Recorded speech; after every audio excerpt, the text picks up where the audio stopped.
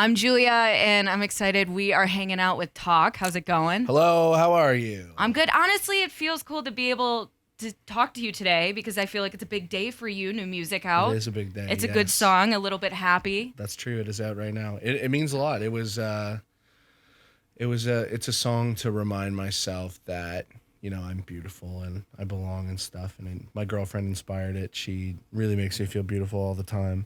Oh. And so I wrote it as a little reminder because everyone. I mean, sometimes you wake up and look in the mirror and you're like, "What the hell is that?" And so it was just a little thing to keep me happy. And I'm gone on tour right now, and so it's a really good time. I miss her a lot. So Yeah. Oh, I like that. The visuals are sick. thank you. Talk to me about those. Yeah. So I kind of started off as the spaceman, Okay. and so we're kind of morphing into this. You're like ethereal. Yeah, ethereal, post-apocalyptic. It's giving Breath of the Wild. Yeah, exactly. It's just kind of like this sweet crowned man, this antler crowned man, who's just guiding my past self. That's kind of the idea. So there's like kind of a kid in the artwork for this one, and it's supposed to be like me looking into the mirror in the future and trying to help myself through the last few years and stuff like that. But yeah, kind of like a druid forest god. What came first, the visual or the music? The music, but very shortly after the story. Okay. It kind of came at the same time. The whole album that's coming out, I don't know when, but at some point. My first album will be kind of a story of the last few years and how I got through it. And so it's really me, this character, this creature guiding me through it. My future self guiding my past self. So is the album going to be called A Little Bit Happy? No. Okay. I don't know if I can even say what the album's going to be called. You I don't think I'm shouldn't allowed to decide, do that. You don't have to. I didn't know. So I guess like where are you at right now with making the album? Are you kind of letting things happen as they go, or are you like conceptualizing it a little bit? It's pretty much there. It's pretty much, I think everything's almost done. There's just little things, and little changes, and then you listen to it 100 times and you change a few more things. But I mean, I wrote it with some of my good friends. Connor Riddell is my co-collaborator, producer, guitar player live, and Justin Tranter, who's done a million amazing songs. Oh yeah, he's great. Yeah, and so I kind of met with him about wanting to make this album, this kind of like theatrical rock pop Meatloaf kind of album. And he's like, this is exactly what I envisioned for you. I'm on board. I love that you referenced Meatloaf. Mm-hmm. I couldn't think of who you reminded me of. Yeah, Meatloaf's a pretty good one to compare me to, I think. I mean, it's an honorable comparison. Yeah, no, because I was listening through the new song today, and I was like, he reminds me of somebody a little bit older, but I can't think of who, and it's Meatloaf. Yeah. That's awesome. I get that a lot, and I mean, I'm honored to have that. I mean, I get like Meatloaf and Jack Black. I get like Jack Black, Meatloaf. that's high praise. Yeah, it's School great. of Rock. Oh, School of Rock's the best. Come on. We've been doing it's not really secret because we've done it 100 times. We closed the show with the like Teacher's Pet song from School of Rock. Yeah, it's like my like big moment right at the end of the set. That makes me so happy. It's just an unexpected. I try and do things that are unexpected. Like Yeah. I don't really like doing covers, but like if it's an unexpected moment or a specific like country or something, then I'll like find a very niche, very like something that has never been done. Like I've never seen a band cover that. No. And so I was like, that's exactly what we need to do. And it hits every single night. It's the best closing thing we could do. That is amazing. What are the other covers that are in circulation? I'm from Canada, and there's a province called Quebec in Canada, and there's a very specific song I grew up with. Some of my family's from there, and so we do that song. And even like artists from Quebec won't do that song. It's just like it's kind of like a folky song. In the past we've done Freebird, all of Freebird. That's like a favorite. Someone will call it out in the crowd, and then we'll do it. We sometimes, in the middle of one of my songs, will do Bon Jovi and Collective Soul. Okay. Kind of in the middle of Shine. Yeah. But yeah, there's just like stuff you wouldn't expect. Yeah. And try not to do it just like by themselves. It's always within something or leading into something or. How long have you been doing live performances? Like when did you really start doing this? Like professionally, or like, I mean, when I was a kid, I would do talent shows. Right, stuff but I mean, like that. performing in front of these large crowds. Like you're opening for Shania Twain soon, which is Yeah. insane. I mean, I'm on my first tour right now. Okay, that's what I thought. That was like the beginning of June, or the end of May, beginning of June was the start of this tour. Do you get freaked out? None anymore. Okay. The first couple were high pressure because they were Canadian cities, and there's a lot of friends and family. Yeah. It's always the ones where I feel like you know people in the crowd. But I just have a very good time now.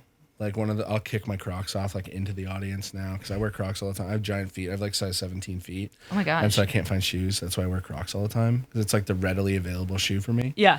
And I think a couple nights ago, maybe it was in Bridgeport, I kicked it like, I don't know, 15, 20 rows back. Like I kicked it far. And now it's kind of like a field post where you're like, how far can I take this I'm going to Croc? do this because we got them back. And that was the main issue was it's hard for me to find shoes. So I needed them back to me. But just things like that and like, you know, shaking my tush for the cameras and flipping off cameras and that kind of thing. It's a good time. And so I don't really feel nervous anymore. I mean, I think it went from like 8 shows or 12 shows last year to like 65 this year. Okay. And so it's been a pretty big jump. Yeah. And I've gotten a lot of great opportunities. This tour has been amazing. Milky Chance and Young Vagina are incredible bands. Yeah. They're incredible people, and their whole crews have been amazing. You know what I always thought would be intimidating for starting out as an artist or just starting to do like big shows like this is finding your stage presence. Did you have a hard time with that? Yeah, I'd say the first bunch of shows, I like would have a drink in my hand. And you're like, this is my thing. And I would just like sit there and sip and be like, I need another. Who did you like look up to, I guess? Because I don't know. I would imagine that maybe you got to watch some people on YouTube to be like, I like that they do. Yeah, I mean, my hero is Chris Martin of Coldplay. Okay. He's my number one hero. He saved my life. And so I love how he is on stage. But I mean, the greats, Freddie Mercury, Axl Rose, like any of those kind of rock.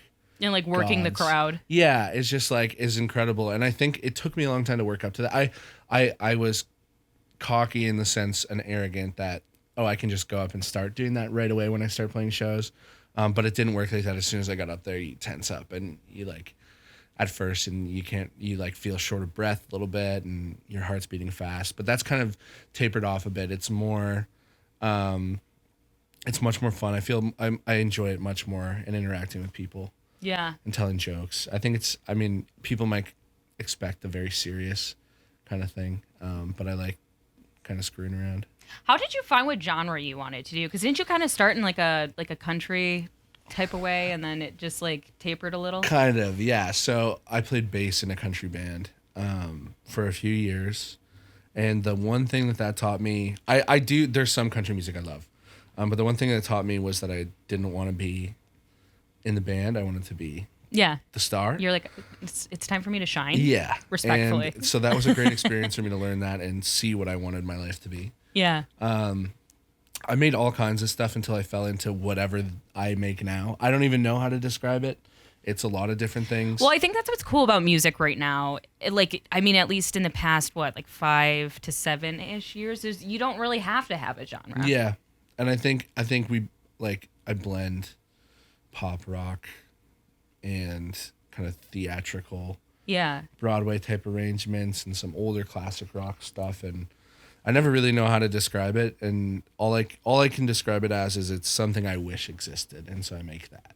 Okay. Because it's something I wish that would be there for me to listen to, and it's not, and so I make it. Have you always been very vibrant, or is this a stage moment? Is this a new thing? No, I am. I'd say like the past 7 or 8 years, I spent a long time pretending not to be myself. Yeah. And just like trying to fit in and trying to just like be part of the crowd. And I just got tired and lazy. And I was like, it's much easier to just be myself, even though it seemed like from the outside, it seemed like maybe it wouldn't be, but it actually was. And so now it's just be as loud and obnoxious as I can, pretty much. You know I'm cool with that. Yeah, exactly. We're very subtle. Yes. You're making new music right now. You just dropped your song today. Mm-hmm.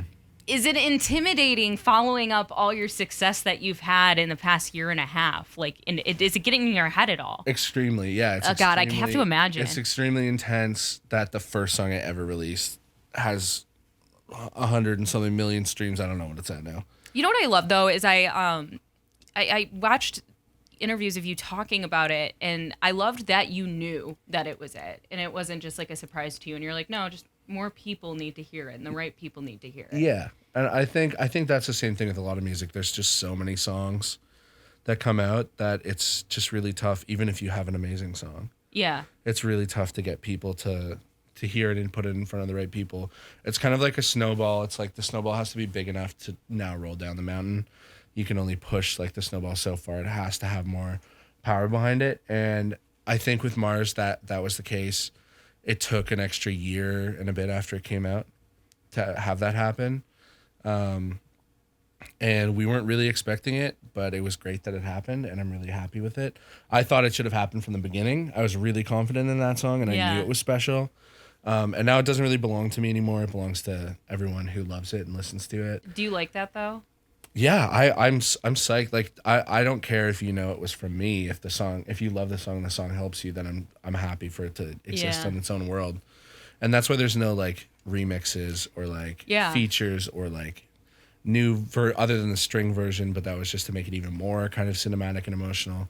But I wanted it to be very respected and for it to live on its own. It already meant so much to so many people that it wouldn't be fair to change the song or to try and release versions of it. Didn't seem right, like doing justice for it. What's a song that did for you what that song did to people? Pretty much any Coldplay song, but like Fix You, The Scientist. Yeah. I mean, those ones always got me. There's a song called Amsterdam by Coldplay, which is really good off Rush of Blood. Yeah, just anything Chris Martin's ever said. I just love him. I can't hide it. And you know, I credit him with saving my life. I didn't want to be here anymore, and his music made me want to stick around. Oh. And then that made me want to do that for other people. And then Mars did, and I would get messages of people. That's saying, amazing. Yeah, I would get messages from people saying like, you know, I didn't end my life today because of this. Oh my God. And then I wrote a letter to Chris Martin and said, you know, this is full circle, and it's because of you. Like, because of you, I was able to stick around and help other people. Like, it all started with you, and I think that's like his whole goal.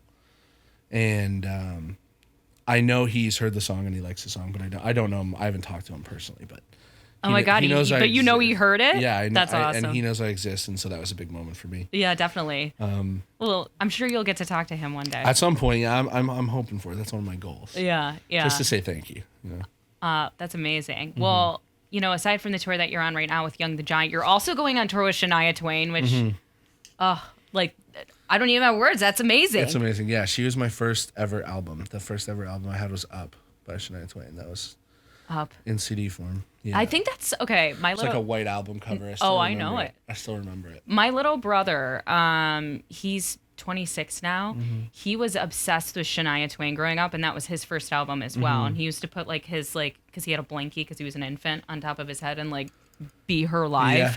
Yeah, I did. And I would sing to the album. My brother's a singer too. He's older than me. He's like a Broadway kind of guy. And so he was always doing lessons and singing all the time. And so sometimes I would play her music and I would sing to it, and they thought it was my brother. And so they never really paid attention to it until we watched some family movies back, and you can, like, my brother's practicing and you can hear me singing with him, or you can see me singing with him. But because I was perfectly with him on every note, they couldn't tell at the time that I was also oh my God singing. It was kind of this crazy thing that we didn't really realize that I was on a path to do this very early. So you and your brother are musical. Does it come from your parents? I always think it's so interesting when a whole family's got that gift. It's one of the strange things where no one in my family or extended family, aside from maybe a cousin or two and like that, not second cousins and all that, but extended close family, is a musician at all. My parents are not. Really? Yeah, my mom can carry a tune, and my dad definitely can't. But me and my brother both ended up being musicians. Yeah. That's wild. It's just one of those things. It was weird.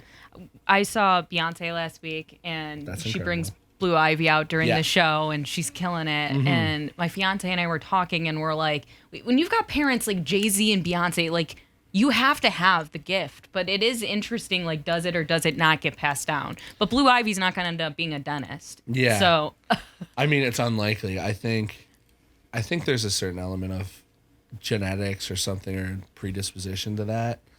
But I don't know how it works. yeah. I have no idea. Yeah. I think it's more the creative gene. Yeah, probably. It's And more then the creative and art gene that kind of gets passed down, and then it's what you want to do with it. 'Cause Yeah. my dad's very creative and very talented, and so I think that probably got passed down. yeah, and then like leading you down the right path of like, getting lessons and coaching and things like Yes. that. So what do you do when you're not singing and touring? Like what are you watching? Anything fun going on? I'm trying to remember what life is like not on the road after doing it for the last few weeks. It's funny. I play a lot of Zelda. Have I'm the playing new, Tears of the the new Kingdom. one? Yeah, I'm playing that right now. That's kind of my pastime in the van. I love space movies. Interstellar is a great one. Lord of the Rings. I will watch those over and over. The new Black Mirror season came out a couple days ago. Have you started it? I have. I really like the first one, but that's as far as I've gotten because last night was when I watched it. But Yeah. like weird psychological TV shows, horror movies, Does anything ever freak you out? not anymore. What was the last movie that had you sleeping with your light on? The Grudge when I was like 14. Yeah. That movie's terrifying. That movie scared me for weeks. Well, It still scares me. I had a closet with a opening in the top, just like in the movie, and it scared the hell out of me. The Ring scared me that bad when I was a kid. Yeah, The Never Ring again. was a scary one. Yeah. I think I got through it, but I was goofing around so much with my friends while it was on that it was kind of a non-scary environment. Well, as long as you miss the part where they're actually playing the tape and it makes you feel like you're also going to die in 7 days, then you're good. Yeah, no, So. definitely. But The Grudge was the last one. I don't remember what else. I feel like I'm pretty calloused to the horror movies now. That's good. I still get very freaked out by everything. Well, it was great getting to talk to you. Congratulations on all your success Thank you. in the new song and being on tour with Young the Giant and soon Shania Twain. It's all good Yes, stuff. It's all coming up. Yeah, it's all everything's going well. Thank you. Thank you.